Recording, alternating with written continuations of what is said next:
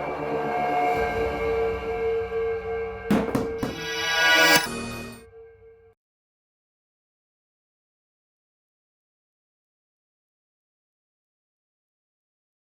ahead. Mike.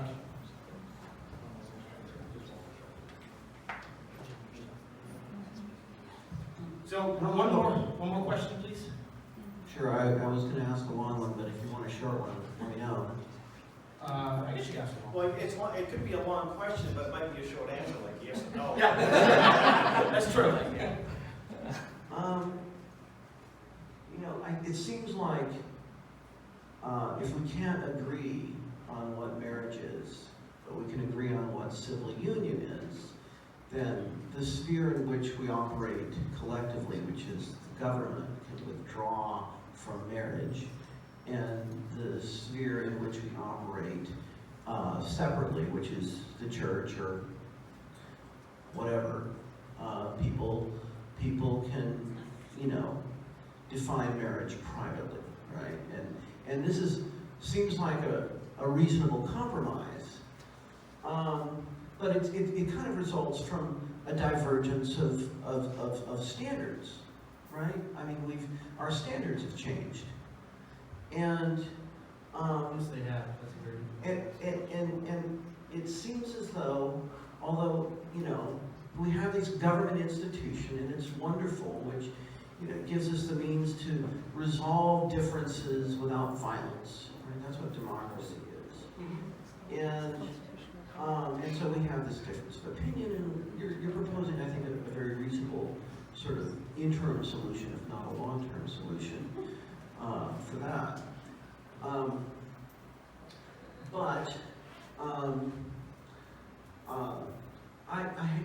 There is the discussion about standards, and this is a theological issue, right? I got here in 2013, came from the West Coast, and oddly enough, the state I came from didn't have gay marriage, but every New England state did, and I just felt like, wow, I need to understand this. I haven't thought about it very much, so I kind of looked into it, and you're talking about natural law, and you talk about fact and reason, and then there's faith. The three things we use to find truth, which you've also talked about. And so okay, we disagree about the truth, and we have a process for resolving disagreements, but what about the truth? Do we want to talk about that here, or do we want to just agree to disagree? Well, you must certainly talk about it. What we're going to run into is the time issue, right? So and we're coming up against that. I'll just state, I think you know my opinion by now, obviously, right? We actually have a constitutional leadership training we offer, which we dive right into that. And that is tailored more for people who are in agreement with us, right? Because we dive right into the issues, and essentially you'll find yourself going through and going, I don't really want to hear this stuff because you may not agree fundamentally. That's fine, right? But we dive into that. What is your standard for law and morality? The founding fathers believed the Bible was their standard for morality and law as well, but out of that was inspired Constitution. But we have a system where law has one role and it relates with morality, but we're always having to sort out between the two, and they're not the same thing. Yes, and so I will say, I wanted to talk about morality if we had time, but maybe that's maybe next time. And what I'll say this much. That's an important discussion that needs to be had. It's at the forefront of our culture, and we're going to be having more of these cultural discussions as we go throughout the state and the region. We're going to be talking about this stuff. You can follow our newsletter. We put stuff out on Facebook to let people know and inform people in a respectful manner, of course. And we provide this background, this understanding of law and morality. And I challenge each and every one of you. I was impressed that a lot of you knew of John Locke. Go check out John Locke. Read Alexis de Tocqueville's Democracy in America. Read the founding fathers, their documents. They wrote the letters back and forth. They're really, really interesting. We're not going to dive into the information because you obviously should do the research for yourself. But it's about the critical thinking and about where we were as a culture back then versus where we are now, what worked, what didn't, so on and so forth.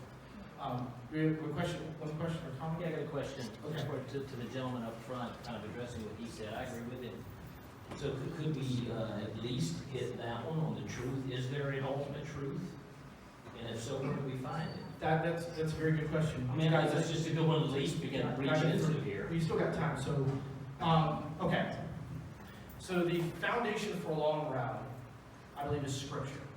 If you do not have a solid foundation for law and morality, you end up what you call moral relativism, where everybody decides what their own moral code is, and laws tend to be based on and around those moral codes.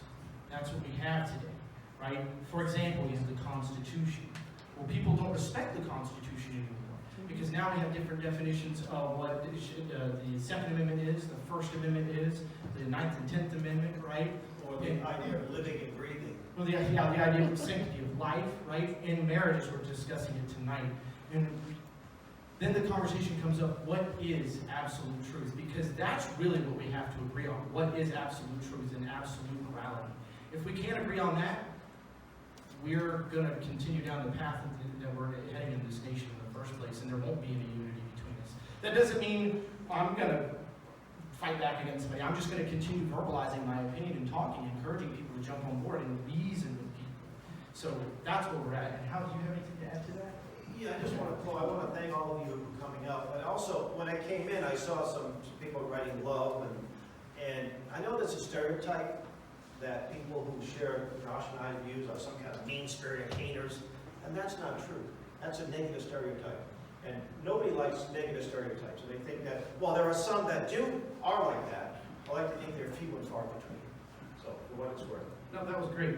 How your examples and your statements are so short. It's like you're just writing. I'm not a politician. Hey, I can handle it. It's okay. All right. But with that said, does anybody have any questions on the topic of morality and absolute truth or anything of the sort? I'd love to get into it, but we don't have time, right? That's fine. Yeah. I mean, Well, what I wanted to do was state where I'm coming from, right, and provide that foundation. And what I think would be really good, how many of you would like a forum, a discussion like we're having now, on the topic of absolute truth and moral relativism? How many of you would attend it? I would like one focused on this issue, on the We can do that. truth and morality of homosexuality, and maybe gender. Absolutely. But because we didn't get to that, there's the Right. morality. And Well, then okay, so here's the deal. Due to the nature of the topic, you can cover transgender, homosexuality, heterosexual marriage, adoption, sex outside of marriage. I mean, 5 right there, and I haven't even gone through them all. And we've briefly covered a number of those already. So this is why this kind of forum on this particular topic is a little bit more difficult to have. And I think we've done a pretty good job at kind of keeping things streamlined to a degree, right? But making sure that we're staying on topic with the things that we're talking about. And what you just discussed, what you just brought up the topic, would be an excellent one to have. And we can absolutely in the future have that. It would require a much longer discussion because, right, it's a pretty deep topic. But we certainly don't mind having it. We will be absolutely put on another forum addressing the issue. We're going to have all of them. it seems like germane is the topic that you had for tonight. It is, and it's a foundational issue. I agree. But one of the things that I also wanted to do was address, and this goes back to your point, talk about restoring the family. Talking about what can you do to restore the family. And then it goes right back to your point, which is absolutely important, talking about the foundation of morality in the first place. Something in the back? Yeah. To the gentleman's point up front again, he's right though. If we don't know what truth is, we don't even have a benchmark to begin from. Then we just argue, we spin in circles. We can't decide what gender is. We can't decide what sex is. We can't decide what a baby is. Who's supposed to have them? How are we supposed to have them? Truth is very essential to this. Yes. If we don't come back to a truthful foundation, so maybe you and Hal could talk a little bit about that and set it up for the next session at least, and give some conversation to where my friend in front, maybe else who want to address that. I believe I know absolute truth. I'll just state where I believe mine comes from the Lord. I don't hate a person in this room. I went to Florida State many years ago. Dealt with many different groups of people. Loved them all. But there is right and wrong. There is a standard. And if that standard is obliterated, then no one can ever come together and talk about anything.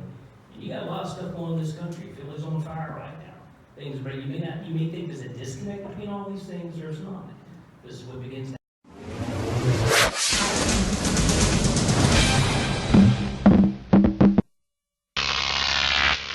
Croc TV.